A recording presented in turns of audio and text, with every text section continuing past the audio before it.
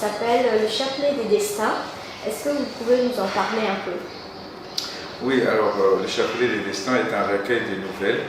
Ça a été pour moi une expérimentation littéraire, parce qu'en fait je voulais un peu me libérer de la rigueur de l'écriture, de la recherche qui, comme vous le savez, on ne peut pas écrire ce qu'on veut.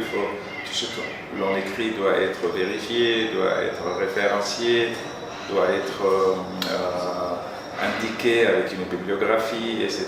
Donc, et la littérature me donnait un peu plus de liberté pour pouvoir dire un certain nombre de choses que je voulais dire. Et elle me permettait surtout aussi d'accéder à un public plus large que celui des chercheurs. Donc, voilà, donc je me suis essayé en essayant différents styles selon les nouvelles. Et donc Le Chapelet des Destins, c'est comme le titre l'indique, était vraiment une réflexion sur la question du destin. Qu'est-ce que c'est le destin en général? Que souvent on dit chacun a son destin, chacun ira vers son destin. Et j'ai toujours été frappé par cette grande contradiction entre le maktoub. On nous dit que tout est déjà écrit dans le grand livre de la vie, où chaque geste, chaque acte de chaque être humain est inscrit déjà en avance. Et de l'autre côté, on nous disait que chacun a son libre arbitre qui lui permet de distinguer ce qui est bien, ce qui est mauvais, et qu'à la fin, on le jugera selon ses actes.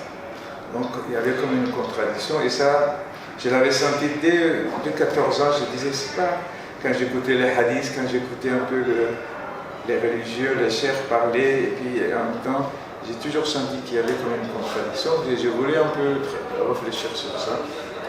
Alors ce livre est un peu le résultat de cette réflexion.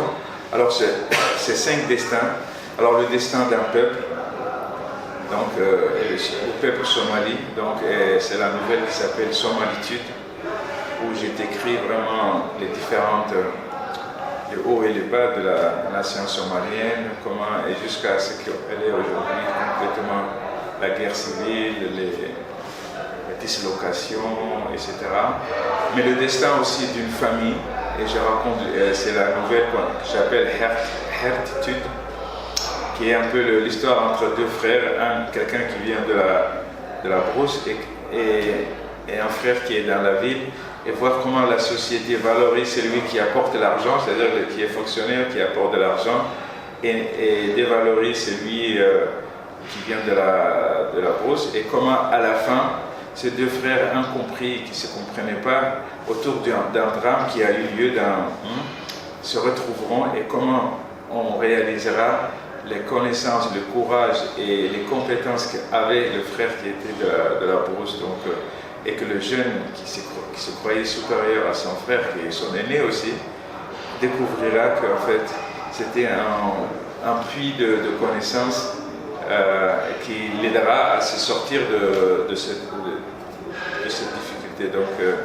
Donc le destin d'une famille, et puis le destin d'un sourd-muet qui, par l'amour, va essayer d'aller contre son destin de sourd-muet et retrouver donc son sens par l'amour et par sa volonté. Donc, et puis il y a le destin de la rumeur. Qu'est-ce que c'est la rumeur aujourd'hui? Donc c'est aussi une réflexion sur la force de la rumeur. On utilise beaucoup la rumeur dans nos pays. Elle est même devenue un instrument de politique pour discréditer ses adversaires politiques.